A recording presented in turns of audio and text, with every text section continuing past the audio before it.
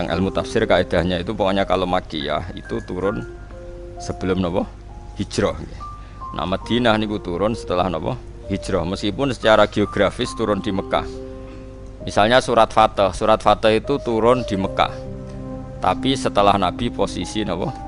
Hijrah. Maka surat Fatah tetap berkategori napa? Madaniyah. Padahal turunnya di Mekah karena turun pas Sulhul Hudaybiyah atau pas Nabi di Mekah.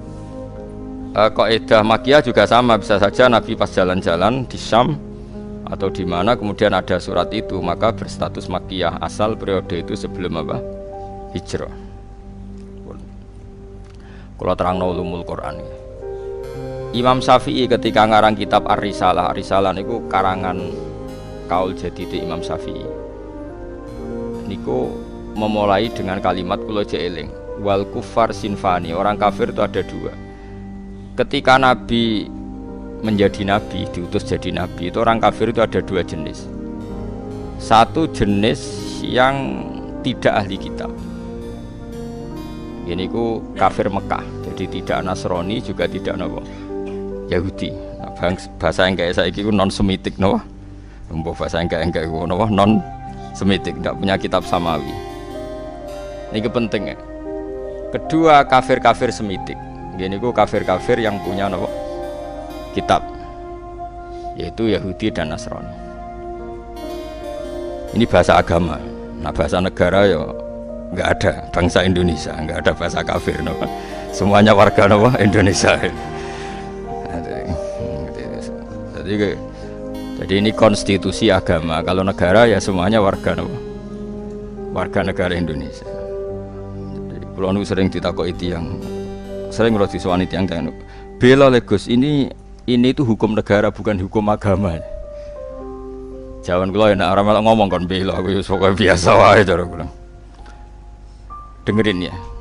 Nak sampean kepengin maknani Quran sesuai tradisine ulama sing musalsal ila Rasulillah sallallahu alaihi wasallam, itu mikire ngoten nggih.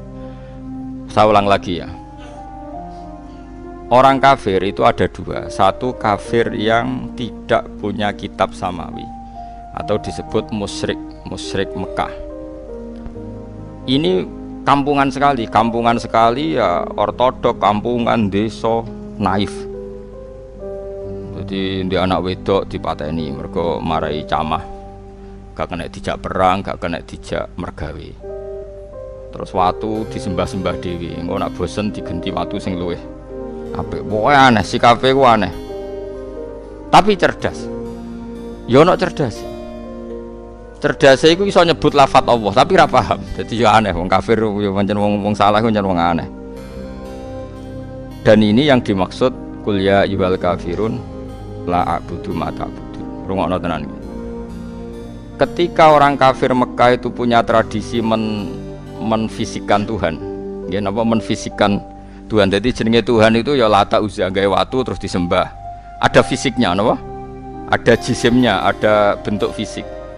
Sehingga ketika Nabi muni nyembah Allah, mereka tanya, Muhammad, nggak apa-apa kita nyembah Allah, tapi terangkan dulu Tuhan kamu itu dari perak, apa dari emas, apa dari batu. Ini kan jelas dia cara bertanya itu sesuai kaidah mereka. Kalau Tuhan itu harus apa? Fisik. Terus Kanjeng Nabi dikandhawa Allah, qul ya ayyuhal kafirun la a'budu ma ta'budun. Saya tidak menyembah apa yang kalian sembah, yaitu bebatuan tadi. Andaikan orang kafir ini kok kafir Yahudi, tentu nggak ada ayat la a'budu ma ta'budun, karena orang Yahudi itu penyembah Allah, yaitu mereka nyebut Yahweh. Sehingga ayat ini tidak tentang hubungan Nabi dan orang apa? Yahudi. Ya iki rada jelimet ben ki rada pinter. Sajane aku ya ora menarik cara-cara. Tapi kena sing sekolah iso dadi dokter. Lah, maksudnya kan rada jelimet. Tak ulang lagi ya. Sehingga qul ya ayyuhal kafirun di ayat itu diartikan kafir apa? Mekah, yaitu yang masih menfisikkan apa? Tuhan. Napa yang masih menfisikkan apa? Tuhan. Makanya Nabi disuruh dawuh la a'budu ma ta'budun wala antum abiduna ma'abud. Beda dengan kafir Yahudi dan Nasrani. Yahudi dan Nasrani, Nabi kalau dialek dengan mereka sering dawuh Allahu Rabbuna wa Rabbukum. Karena orang Nasrani ya yang ngakui Tuhan Allah Meskipun menambahkan Tuhan Bapak dan Tuhan Ibu dan Tuhan Anak, tapi kan tetap Tuhan induknya Allah. Orang Yahudi nyebut Yahweh. Jadi ya rada jelimet, tapi tak latih pinter ke paham ya, kemajuan. Jadi paham ya? Ya ibu-ibu paham nara paham. Mantas sabab bikomin fawa napa minhum mangger gayane paham insyaallah ya. Paham. Ya saya ulang lagi ya. Sehingga ulama nahwu itu hampir sepakat mengatakan jika ada ataf maka bukti berbeda. Misalnya jaa Zaidun wa Amrun, Zaid datang dan Amar. Berarti Zaid tidak Amar, Amar ya tidak Zaid. Karena al-atfu yaqtadi taghayyur, kalau ada ataf berarti orangnya beda. Nah, padahal di surat Juz Amma itu kan ada lam yakunil ladzina kafaru min ahlil kitabi wal musyrikin. Jadi orang kafir itu satu min ahlil kitab, dua wal musyrikin. Artinya musyrikin gaya kafirnya beda dengan gaya kafirnya ahli kitab gaya kafirnya beda dengan wal musyrikin karena pakai apa? Ataf. Kalau ataf itu yaqtadi taghayyur. Meskipun lafadznya sama sekalipun, misalnya ada orang bilang jaa Zaidun wa Zaidun, pasti ada Zaid yang anaknya Amar, mungkin ada Zaid yang anaknya Karmin, meskipun namanya sama-sama Zaid. Tapi kalau dikatakan jaa Zaidun wa Zaidun, pasti Zaid yang berbeda. Paham ya? Karena ataf yaqtadid taghayyur. Nah, dua tipikal orang kafir ini ya punya selera yang beda, punya gaya hidup yang beda. Yang satu menyembah batu, menyembah pohon besar, menyembah disebut era modern, disebut non semitik, tidak punya kitab samawi. Ini polemiknya dengan Nabi itu ya polemik Tuhan, dan ini mereka anti hari kebangkitan. Beda dengan kafir ahli kitab, mereka kan tidak anti ahli kebangkitan, cuma mereka mengklaim kalau mereka yang ahli surga, yaitu kalau orang Nasrani mati misalnya kan sudah tenang bersama Bapak di surga. Kalau kafir Mekah nggak percaya adanya surga. Makanya mereka protes, Muhammad masa sudah jadi tulang belulang menjadi manusia lagi, itu tidak mungkin. Apa ada kafir Nasrani yang bilang demikian? Kan tidak ada. Yang bilang begitu kan kafir ahli kitab. Karena maksudnya yang bilang gitu orang musyrik Mekah, yang ahli kitab kan bilang surga itu milik kita. Nah, problemnya sekarang orang mengkaji tafsir sudah tidak sedetail ini, sehingga kafir ini semuanya kafir, semuanya tauhid. Wah ya repot nanti. Sehingga Nabi itu di hadis sahih diterangkan jika enggak ada ketentuan Allah tertentu, Nabi itu lebih mirip dengan ahli kitab dalam tradisi beragama. Karena ahli kitab sudah banyak benarnya itu menuhankan Allah, percaya adanya surga dan neraka, percaya adanya hisab dan sebagainya.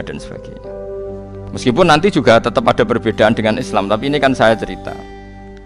Nah, surat-surat Makkiyah itu surat yang tidak membicarakan kafir ahli kitab, sehingga mereka masih diperkenalkan Allah itu siapa yang menciptakan langit dan bumi. Kalau orang kafir ahli kitab sudah tahu Allah itu Tuhan mereka, bahkan mereka ada yang bilang bapak mereka dan yang mewariskan surga tanpa syarat. Makanya agama Kristen itu menarik, karena orang Islam sudah kiai, sudah ngaji, masih takut su'ul khotimah. Kalau mereka apapun perilakunya asal mati sudah bersama bapak di surga. Jadi promosinya lebih menarik, karena kalau kita kan enggak, sudah Islam, sudah soleh, enggak jalalan ngalor ngidul, ora mesti mlebu swarga. Ketua partai Islam iso ketangkep nang Islam. Oh itu kan repot, wis ketua partai gambare Ka'bah cek ora mesti. Lah kalau mereka enggak, mesti apa? Masuk surga. Kita enggak, sudah kiai, dia murid sudah iso miber kabeh cek sul khotimah, cara kiai-kiai jenenge kiai sapa berseso. Dadi loro. Dadi wong Islam iku loro. Kalau mereka enggak, mbok bedua, mbok narkoba, mbok pengedar narkoba, asal mati ya bersama bapak di. Nah, makanya ini terus kita tidak beda dengan mereka dalam bab percaya surga dan neraka dengan ahli kitab. Tapi dalam hal ini kita tidak mengkritik mereka dalam hal percaya surga neraka. Nabi ngadepi kafir Mekah luwih angel, mergo ora percaya swarga neraka, ora percaya kuburan, ora percaya macam-macam. Luwih angel. Lan akhirnya keterusan ora kepercaya donga tok mayit bareng iku ya rontok sisa-sisane asline. Mergo anggere wis mati iku dianggep wis bar. repot. Tapi coba jero-jero. Mari fitnah. Tapi kalau mau cerita tok, dadi salat mayit itu artinya ndongakno mayit. Cuma gayane nganggo salat. Sing sitok gayane nganggo tahlil. Ya, tapi nak kowe dituntut, tapi nak salat mayit ana sunah ana tuntunane Nabi, nak tahlil ora ana. Ya kowe kudu ngalah pancen yo ngono tenan sitok ana tuntunan itu. Tapi nak sing sitok ingkar donga iku ora penting kanggo sing mati kuwi jelas keliru. Wong salat mayit iku wonge ya wis mati. Ya kudu ngakno napa? Mayit. Ya cuma ana sing protes, tapi iku ana contone nek iku ora ono ya kudu ngalah. Tapi kono ya kudu ngalah, nak ngono iku jenenge ndongakno mayit. Mulane wonten desa separo Muhammadiyah separo NU. Nate ngundang kula malam 7 dina. Jare sing duwe gawe gak teko Gus wong-wong ditulis ngene. Mendoakan mayit di hari ke-7. Do teko kabeh mergo redaksine iku mendoakan. Jadi nek muni tahlil bid'ah tapi nak mendoakan mayit. Ana sing lidake diredaksekno ngene. Seri salat jenazah berbentuk doa. Kan itu ya terus kayak Rafidah, mereka dianggap hukum turunan, apa? Turunan dari sholat apa? Jenazah. Tapi mereka nak 7 dina, 40 dina kan kayak tradisi Hindu, jari mereka semacam-macam lah. Semurut tenanan bantau, sing laris tahlile, kalau kan jurah laris tahlile, jadi rasa semangat bela. Kalau mau cerita hukum, ini penting kalau terangkan. Jadi kafir ahli kitab itu lebih terpelajar. Sehingga diberi penghormatan Allah, kita masih boleh makan sembelian mereka. Jadi misalnya orang Nasrani atau Yahudi nyembelih sapi, tentu yang materinya sudah halal. Seorang lagi yang materinya sudah halal, itu halal. Itu disebut wa ta'amul ladzina utul kitaba khillul lakum wa ta'amukum khillul lahum. Jadi misalnya makanan yang disembelih orang Yahudi Nasrani asal materinya halal, ya misalnya ayam atau sapi disembelih mereka ya jadi apa? Halal. Kecuali min awalil amri materinya haram kayak babi misalnya. Makanya ini penting saya utarakan ke jenengan. Haram menafsirkan Quran bagi orang yang tidak alim. Bukan apa-apa. Quran itu adalah lafadz umum. Coba ayat itu kalau kamu artikan secara umum. Wa ta'amul ladzina utul kitaba khilul lakum. Makanan ahli kitab semua halal bagi kalian. Padahal mereka makan babi, minum arak. Terus ini ada ayatnya. Kalau semua makan ahli kitab halal. Ya se-Arab nih. Padahal ayatnya wa ta'amul ladzina utul kitaba halal lakum. Maknanya di situ adalah makanan yang dari jenis halal kemudian disembelih oleh mereka dan menyembelihnya sesuai syariat kita, misalnya memotong kulkum wandijen sesuai persyaratan dalam apa? Penyembelihan. Itu halal. Tapi kalau yang disembelih orang Majusi haram. Karena apa? Di hati ahli kitab itu masih ada Allah. Ada kalimat apa? Allah. Meskipun ya tadi yang Nasrani nambahi 2 jadi salisu salasa, yang Yahudi ngeklaim Tuhan hanya milik mereka. Mohon kalau balik malih teng kafir ahli kitab. Apa kafir nama? Mekah. Itu disebut lam yakunil ladzina kafaru min ahlil kitab ana wal musyrikin. Jadi sama-sama kata kafir itu beda-beda. Dan nanti khitab ke kafir Mekah itu beda dengan khitab ke kafir apa? Medina. Kalau kafir Medina yaitu wa qalu la yadkhulal jannata illa man kana hudan aw nasara tilka amanihum. Orang Yahudi bilang surganya milik mereka, orang Nasrani bilang surganya milik mereka. Kalau orang Mekah kan nggak pernah bilang begitu karena percaya surga saja enggak. Jadi mirip PKI, kafir Mekah itu mirip PKI. Pokoknya mirip ateis. Jadi itu beda sekali. Kalau kafir ahli kitab kan percaya surga neraka, cuma mereka mengklaim itu milik mereka. Paham ya? Jelas ya, jelas bedanya ya. Jadi tidak bisa terus kamu misalnya mencomot satu ayat terus bilang orang kafir sifatnya gini-gini, kafir yang mana? Apalagi gak ada istilah kafir, lebih sulit lagi kita neliti Quran. Karena tadi duduk perkaranya itu beda, sama-sama kafir atau sama-sama kriminal itu kan tentu modelnya beda-beda. Mohon jelas ya. Nah, di antara yang belum dikenal oleh kafir Mekah adalah pencipta alam itu siapa? Makanya diperkenalkan alhamdulillah fatiris samawati wal ardi. Beda dengan kafir ahli kitab. Mereka sudah berebut surga sama orang nopo? Islam. Terus orang Islam bilang tilka amaniyuhum, itu angan-angan mereka bahwa surga sudah milik mereka. Terus Allah mensyaratkan balaman, aslama dan seterusnya. Surga itu bagi mereka yang berserah diri, yang iman, yang macam-macam.